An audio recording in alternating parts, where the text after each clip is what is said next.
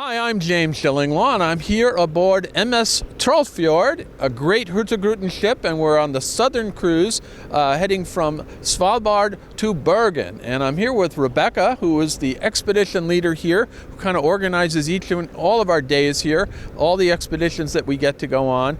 And we're going to talk to her about everything you can see and do while you're on board this wonderful ship. We've talked about the food. I've talked with the captain. I've talked to the hotel director. I still got to talk with the chef. But we're going to talk to Rebecca about both what I experienced and what they offer on board this amazing vessel. And you'll hear all about that and more on Insider Travel Report.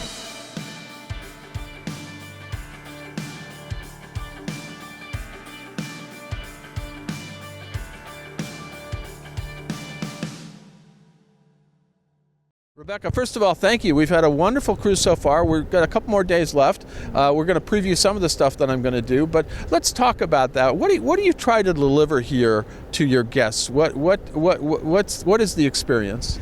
Well, we're working in Coastal Experience team. It's a team of 6 persons, and we are your guides on board, your hosts. We put a frame to your voyage. With onboard program, lectures, daily gatherings, photo project, a lot of activities while we are sailing and enjoying the nature outside. So we try to be your guides and go-to persons to learn more about the coast and also the history of the different places. And you also set up all these wonderful tours that we can do at each and every stop. Now we're going to go sort of tour by tour, day by day. So the very first day after we left Svalbard, we went to, and excuse me, I'm going to mispronounce these Norwegian names like crazy, so I'm going to relying on you. It was Ny-Ålesund, which is the northernmost town, I believe, in the world, is what I understand, and it's where the famous explorer Amundsen went with his dirigible, and you can still see the docking crane, whatever you call it, the docking thing that you can go find there, and it was a marvelous thing. But it's not really an excursion, but everybody gets off and everybody kind of walks around town, right? Yeah, it's correct. It's the northernmost settlement in the world where people live all year round. But actually, it's not only a place where you live because of the beauty of nature. It's a research station. They're all international research. I saw China, Korea. Everybody has a research up there, and there's a little store. There's a museum, and of course you can walk around and you also have to be careful of the polar bears, but that's another story. We didn't see any. No, we didn't see any, sadly. But apparently, if you do see some, it's probably not a good thing, right? No, well, you like to see them while on board, but if you're in the settlement, there is the polar bear safe zone, so that's a place where you're allowed to go ashore, actually without a guide with a rifle, and then you may enjoy this beautiful place, which also contains a lot of history, as you already mentioned. Amundsen used it for reaching it with the airship to the North Pole, the expedition he was dreaming about, and it was the last stop before he, the day after, finally reached his dream goal. And then it also has a rich history of mining for coal in the area. Yeah, everything does. What Svalbard does, this does as well. There's all this, remains of old coal mining. Svalbard really has it, but this has it as well. And we passed by on the way even some active coal mining towns, right? Yeah, that close by on the way to Longyearbyen, Barentsburg. But what makes it special in Ny-Ålesund, as you said, the magic is today. It's a research station. There's a lot of climate research and also weather. So you have the contrasts. Well, it is interesting that we talk. Coal is probably not a sustainable thing that we want to talk about too much. But this was a huge coal mining center, and now it's a research center for sustainability and green, right? And they do a lot of research due to the remote area, and it's a fantastic place that you can't visit that easily. You can't buy an airplane ticket if you like to go there. You need actually to live there or be invited to, or you need to come by ship to visit it. And it's a wonderful combination of the amazing nature. You saw the glaciers. It is absolutely amazing, and the mountains and the glaciers. And oh, by the way, this is an internet-free zone, which kind of freaks me out, but it's one of the few I've ever been to because they just don't allow your internet to work at that point, right? Yeah, because the Wi-Fi and the Bluetooth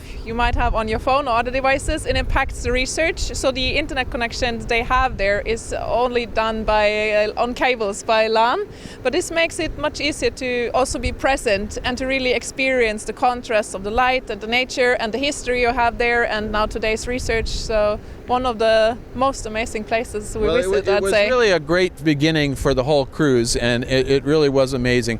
And of course, then I had a great meal, but we won't talk about that. Then the next day we were at sea, right? And this is a chance where you can have some lectures. We had a whole lecture on Edmondson, I believe, and you have other lectures. And tell us a little bit about what the activities on board are when you are at sea. Yeah. Beside the lectures about different topics, now when we sailed from Svalbard, it was really nice to talk a bit about explorers, both the classical but also a bit more modern exploration. Yeah. That's nice, but also we're reaching the Norwegian mainland, so we had a point of interest outside, telling more about Bjørnøya, the southernmost island of the Svalbard archipelago, which suddenly appeared from the fog. So that's nice to take people a bit outside, and since we're sailing the whole day, we also set up a little play outside on deck to make people a bit more familiar with friluftsliv, which is the Norwegian passion for being outdoors. Mm-hmm. And what is really nice at those days, you can do some activities which you don't have so much time to when it's nice to be ashore, exploring, sailing close by, other things. So that day we really use our deck and also have tastings in combination. Yeah, this Norwegian coastal kitchen. We were talking about that. I think I got there a little late. I missed that tastings. I would make sure the next time I was there. But it is it's a full day. We were very lucky. It was a perfect day for sailing across to Norway. So of course, then we reached the Norwegian mainland. And what is that first port we stop at? The first port actually was a stop in Tromsø, the biggest city in northern Norway, and this is only to unload cargo, because we're not only taking passengers to Svalbard. Hurtigruten started 131 years ago, right, also as a kind of supply boat, taking cargoes, connecting all those small islands, and this is something we kept. And now every 14 days we are so happy that we're not only showing Svalbard to our tourists, but we're also taking cargo to the community up there. And they are able to send cargo back to the mainland. It still is a functional ship. It's a live one. And then we kept going, and we got to another place where I did my first excursion. So tell us a little bit about that next spot. Yeah, we arrived in the afternoon in Torsken, which is located on the island Senja. It's the second largest island in Norway, and it's still a hidden gem up here. A lot of people know Lofoten Islands. We'll get back to that, I guess. Yeah. But Senja is also named Norway in a nutshell, because in the north you have the high mountains, as you do in northern Norway. At the west side you have the steep fjords, and in the southeast you have a bit more agricultural landscape, as we find in southeast Norway. And Torsken is a tiny little place, still mainly living of fish. Yeah. And this is also what the name means. Torsken is the cod, and the name is coming from a rock formation that used to be there in the mountain wall and looked like a cod. Yeah, Torsken. So you had that, and we had our first series of excursions. So you could go hiking, you could go biking. There was a bus tour, I believe, and I decided to do what they call a rib boat, which is a fast boat that you go across the water. And by the way, all these excursions left probably in the evening, because we are, as you can see, it's almost 6:30 here. We're land of the midnight sun. Yeah. So you got to sometimes tell your clients that some of these excursions you're used to them being in the morning. Some of them are going to be leaving in the evening, right? Yeah, that's the wonderful thing about Norwegian summer. On Svalbard you have midnight sun until end of August. Now here at the Norwegian mainland it's until end of July.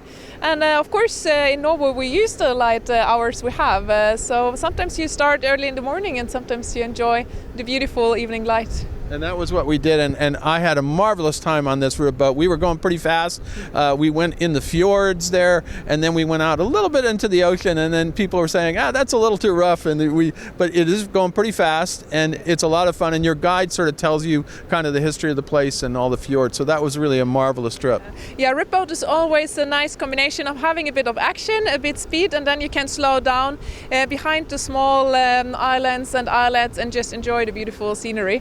But of course, if you're more interested in a calmer excursion and see more from the inland, as you mentioned, we have also bus tour taking you Senja around, so you will see both the high mountains and the steep fjords. So that was really into our evening. We were done, and not done until 8, 9 o'clock at night for that one. Where do we go next? Next port is in the morning in Vesterålen Islands, Stokmarknes. It's just a short stop, but there you can visit the Hurtigruten Museum, 131 years history. And from then we sailed towards Lofoten Islands. And that's where we just finished that. We're just coming from there now.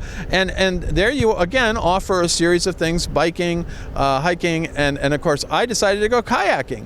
And that was my big activity today. And we went all around this. It's actually a pretty well-developed little town there, right? Mm-hmm. Yeah, Svalbard has today 4,700 inhabitants. It's the main center in Lofoten Islands, which is basically 160 kilometers of bigger islands and small islets, and you had the kayak tour, I guess, through all those little islands which are the red houses built on. It was great. It was and I have done kayaking before. I always have to remember how to do it and not fall in the water, but they're very good. The guides were excellent, and so we did that, and now here we are on board, and we're making for our next port. And now you're previewing stuff that I'm supposed to do.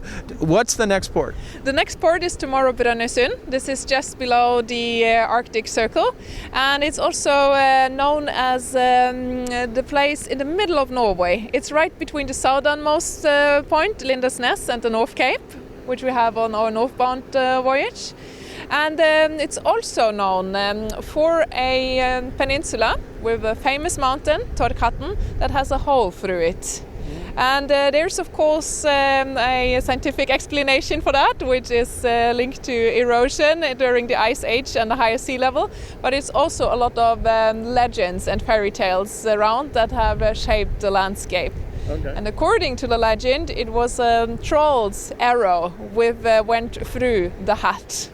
There is more to it, but of course our landscape is... You keep taking me about this hole in the mountain. I got to see this, because I've never heard of a hole in the mountain, right? Yeah. It's a really interesting rock formation. Because it's impressive. It's more than 160 meters long, pointing right through the hole. And there we have several excursions, taking you there both by bus, or you hike up and through the wall. I think I'm doing a bike. I'll have to see. I think I'm biking tomorrow. I'm going to be more active. You will see Hurtigruten from away, but you will experience a nice little town. One of the typical coastal places that have been center for communications and also trade and fish, of course. Fish. There's a theme around here. There's a lot of fish. Now let's talk about the next day. Where are we going next? The next day is the almost last day on the cruise. Yeah. In the morning we will dock in Ålesund. That is mainly known for its Art Nouveau style. The whole city is built in Art Nouveau architecture. That's the result of a fire in the city in 1904. After that it was rebuilt. What was wooden houses before was now rebuilt in stone. We're docking right in the city center, and you can experience those beautiful buildings. Mm-hmm. But this is just a short stop in the morning. Okay. Then we proceed to one of the things that Norway is mainly known for, the fjord landscape. Wow. Going towards Sunnmøre-Alpene, the Sunnmøre Alps, and sailing into Hjørungfjord in the heart of this mountain region. It's 35 kilometer long, stunning views, 1,600 meter high mountains. And there we visit Sæbø, a tiny little place. It's one of the smallest ones. One of those coastal communities that live both from partly fishing, but also welcoming tourists. And we like to take you there because you still get the feeling how is it to. And I think I'm doing a hike there, right? Okay. Yeah, you will visit Yrke, one of the most scenic, and I think it's the tiniest place on the route. It has only 38 inhabitants, and it's a gateway to one of the valleys where you have really nice hiking opportunities. And when you reach the top, an old shieling, turn around, you'll see the fjord. No, it sounds great. And I almost missed. We did miss it. Just today, we had this marvelous sail through the fjord and tell us where this fjord is, because it was, I mean, I took so many photos. I'm surprised I even thought of, we actually took a lot of photos from here where you are surrounded by mountains as you go through, and you're right there. And where was that? Yeah, that was of course Trollfjord, and sailing on MS Trollfjord into the Trollfjord is always magical. Oh, that's a Trollfjord to Trollfjord. I think that works. Yeah. Okay. It's located right between the Vesterålen and Lofoten Islands, the strait that divides those two areas from another. And then there is a little fjord going in there on the part of Lofoten Islands, only 2.6 kilometers long, but the mountains around are 600 to 1,200 meters high. It was very narrow there. I was wondering, it must be of deep water right there. It's 60 meters deep, so it's not so deep compared to other Norwegian fjords, but it's only 100 meters wide at the entrance. So it means when we sail in summer season, the captain needs to sail all the way in and then turn the ship inside in order to sail out again. Exactly, and it was amazing. It's just so beautiful, and everybody was out on deck and looking up here at all the mountains, and you see it. I have lots of shots as you'll see of the smokestack silhouetted against the mountains. It really is an amazing thing. And, this morning we were also so lucky to see the sea eagles. Lofoten area is one of the areas where we have the biggest sea eagle colony in Northern Europe, so it's always a chance to spot some of them. Okay, so that's pretty much it. We end up going in. We stop finally in Bergen, and that's where, unfortunately, we all have to get off. Now, what do you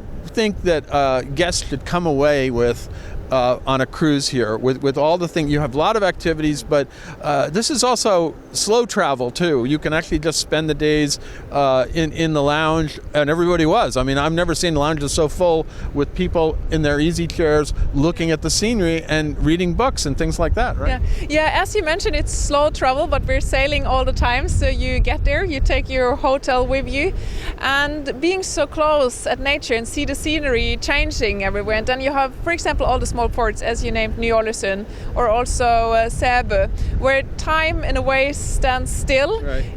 You get really close to nature, and it's much easier to be present. And also the Trollfjord, as you said, if you're looking up in the mountains, and then I see into my guest faces, you see the happiness, right, and people being present in the moment. That nature touches you in a way.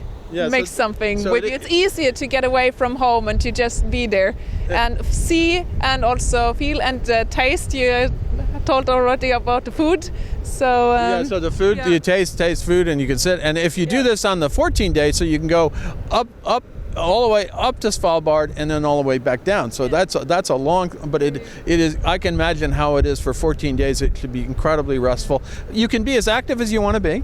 But you also can see this incredible scenery. That's what you're here for, to see Norway. And this is the first time for me, so it really was a revelation to see all of this.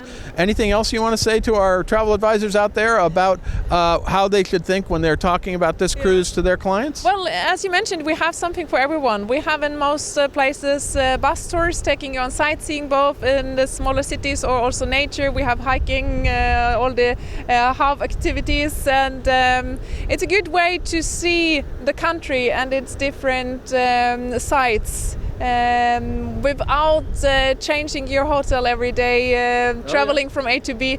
It's one travel and you get to see a lot. So. Yeah, well, it's been incredibly comfortable. My accommodations are amazing. The food, as I said, on board is outstanding. And you get to go hang out with Rebecca here, who's going to tell you all the things that you want to know about Norway. So it's a perfect cruise for your clients that want to get away and really understand Norway a lot better. Rebecca, I want to thank you for taking the time to speak with us. It's been great cruising with you. We still have a couple more days left. I'm looking forward to them. But I'm going to go back and tell everybody you got to try this cruise. Yeah, thanks for taking your time, and I hope I see you very soon on Trollfjord. I'm James Schillinglaw, and this is Insider Travel Report.